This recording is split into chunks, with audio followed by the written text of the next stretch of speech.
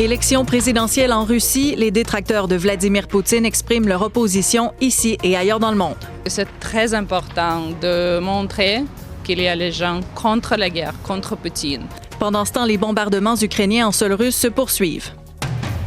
En Israël, le premier ministre Benyamin Netanyahou critique l'Occident et confirme qu'une offensive à Rafah se prépare.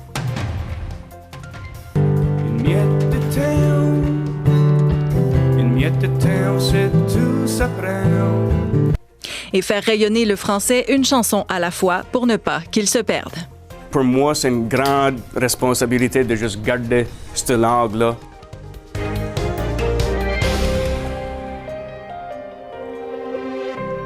Bonjour, ici Marie-Michel Bordua. Bienvenue à ce Radio-Journal. Troisième et dernier jour de vote pour la présidentielle en Russie. Vladimir Poutine devrait être réélu sans surprise. Et même s'il reste encore plusieurs heures pour aller voter, les autorités russes affirment que le taux de participation dépasse déjà celui de 2018.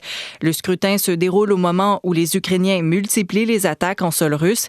Et pendant ce temps, les Russes expatriés votent partout dans le monde aujourd'hui. Notre envoyé spécial, Marie-Ève Bédard, se trouve devant un bureau de vote à Berlin, en Allemagne. Marie-Ève, la veuve d'Alexeï Navalny est sur place. Yulia Navalnaya, une visite surprise. On se demandait où elle serait aujourd'hui. Elle avait appelé la population russe en exil, mais aussi en Russie, à participer à ce que tous les groupes d'opposition ont appelé un midi contre Poutine. Donc, ils avaient demandé aux gens de se présenter nombreux. La seule façon, disait-il, de manifester sans risquer d'être arrêté. Donc, devant les bureaux de scrutin, ce qu'on constate à Berlin, c'est qu'elle est loin d'être la seule à s'être présentée. Il y a une queue d'un peu plus d'1 kilomètre. On a déjà installé plusieurs nouvelles allées pour que les gens puissent attendre pour pouvoir aller se prévaloir de leur droit de vote. La majorité des gens avec qui on a parlé ici viennent voter contre Poutine, en fait tout sauf lui, mais ils ne sont pas seuls. Il y a aussi des gens qui défendent le président sortant qui risque de récolter sans grande surprise un 5e mandat à l'issue de cette élection. Ces gens-là, malgré une démonstration en masse de l'opposition, nous disent qu'en fait tout le monde soutient le président Vladimir Poutine. Les opposants qui ont aussi organisé un grand rassemblement ici, ils ont installé une scène avec des groupes musicaux militants qui vont donner un concert un peu plus tard dans la journée. Il y a des gens qui sont venus prononcer des discours, notamment Mikhail Khodorkovsky, une des figures d'opposition les mieux connues, qui vit à Londres maintenant, mais qui a fait le voyage ici jusqu'à Berlin pour, m'a-t-il dit, montrer qu'ils existent, pour que les gens comprennent qu'ils ne sont pas seuls à s'opposer au président Vladimir Poutine. Merci Marie-Ève. C'est très important de montrer qu'il y a les gens contre la guerre, contre Poutine. Et notre voix doit être amplifiée et je dois amplifier les voix de personnes. Et on entend à l'instant Olga Babina, parce qu'ici aussi des Canadiens d'origine russe profitent de l'occasion pour manifester leur opposition au régime de Vladimir Poutine. Le premier ministre israélien Benyamin Netanyahou défie la communauté internationale et affirme qu'il entend toujours lancer une offensive terrestre à Rafah, dans le sud de la bande de Gaza, où sont entassés près d'1,5 million de Palestiniens. Benyamin Netanyahou a accusé ses alliés d'avoir la mémoire courte après l'attaque du Hamas du 7 octobre. Greta Juris, le premier ministre israélien, campe sur sa position. Voilà, Benyamin Netanyahou estime que Rafah est le dernier bastion du Hamas et qu'il faut une offensive terrestre pour le détruire. Une position d'ailleurs qu'il défend depuis plusieurs semaines. Le premier ministre israélien a répété par ailleurs qu'aucune pression internationale ne l'empêchera d'atteindre ses objectifs. Il a affirmé qu'Israël ira à Rafah et que ça pourra se faire dans quelques semaines. Israël défie ainsi le président américain Joe Biden qui a clairement laissé entendre que Rafah constituait une ligne rouge à ne pas franchir. Une éventuelle offensive à Rafah est redoutée d'ailleurs par la communauté internationale, alors que le bilan humain a déjà dépassé les 31 500 morts dans la bande de Gaza selon les autorités du Hamas et que la crise humanitaire y est majeure. Le patron de l'OMS exhorte d'ailleurs Israël à renoncer à cet assaut au nom de l'humanité et la diplomatie allemande a déclaré qu'il faut un cessez-le-feu immédiat. La question des pourparlers en vue d'une trêve sera d'ailleurs soulevée durant la réunion du cabinet ministériel de Benyamin Netanyahou et sur la position à prendre de la délégation israélienne.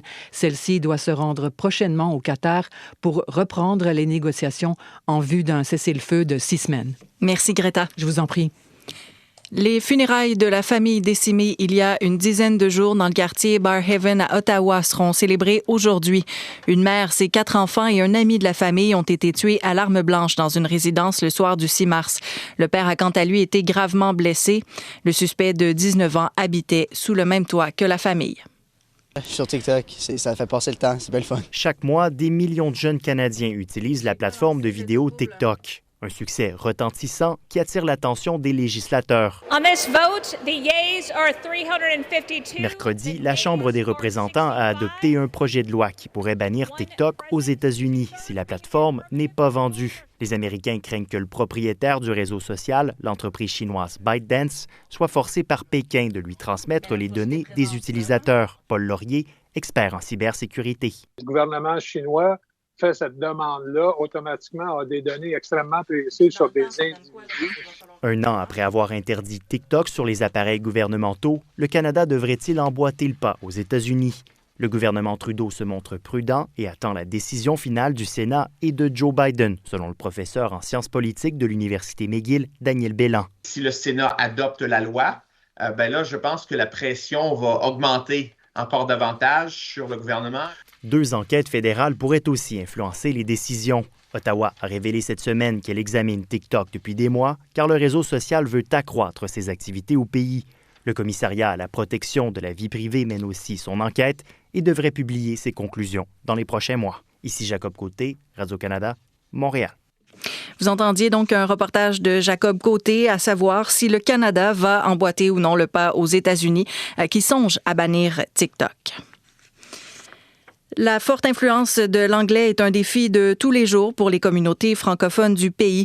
D'un océan à l'autre, de nombreux francophones refusent de baisser les bras. Michel Brideau a rencontré un jeune auteur-compositeur-interprète acadien de la Nouvelle-Écosse qui fait rayonner la langue en chansons et auprès des élèves de sa région. Voici son reportage. Bon matin, tout le monde est en bon esprit. Jacques Surette donne un atelier d'écriture à des élèves du secondaire au centre scolaire de la Rive-Sud à Cookeville. Il leur parle aussi de son accent et des mots de son coin de pays, le sud-ouest de la Nouvelle-Écosse. Chien. En acadien, ça sera chion.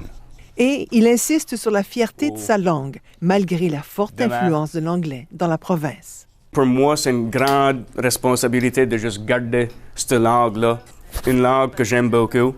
L'enseignant Yannick Garley a organisé l'atelier. Il est ravi. Très, très important pour la rétention de nos élèves, pour la fierté de nos élèves. Je pense qu'un des messages principaux que Jacques a communiqué aujourd'hui, c'était la fierté de parler sa langue, de lutter contre l'insécurité linguistique. Une miette de terre, c'est tout ça prend. Jacques Surette a 23 ans et depuis longtemps, il sait qu'il veut faire rayonner sa langue. Chanter en français, rencontrer des jeunes, c'est sa contribution. Ici Michel Brideau, Radio-Canada, Cookeville.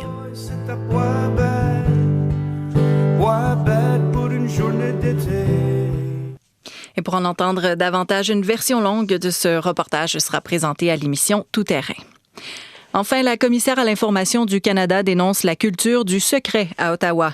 Caroline Ménard affirme que le système de traitement des demandes d'accès à l'information est archaïque et qu'il a un urgent besoin d'être réformé. Seulement 29% des requêtes effectuées auprès des institutions fédérales obtiennent une réponse dans les délais prescrits selon les données du commissariat à l'information. Et Caroline Ménard déplore également que les documents transmis soient souvent caviardés. Voici un extrait de l'entrevue qu'elle a accordée à l'émission Les coulisses du pouvoir. Si les Canadiens n'ont pas accès à l'information, ils ne peuvent pas comprendre les décisions qui ont été prises, les dépenses qui ont été faites. Ils ne peuvent pas juger de leur gouvernement. Ils ne peuvent pas ils peuvent pas responsabiliser leur gouvernement. Et à la fin de tout ça, ils perdent confiance. Si les personnes ne reçoivent pas l'information, ils se posent des questions, ils commencent à se demander, est-ce qu'on me cache des choses? Alors, la confiance des citoyens est en jeu. Et ils vont se tourner vers des sources qui ne sont pas fiables et ça mène à la désinformation.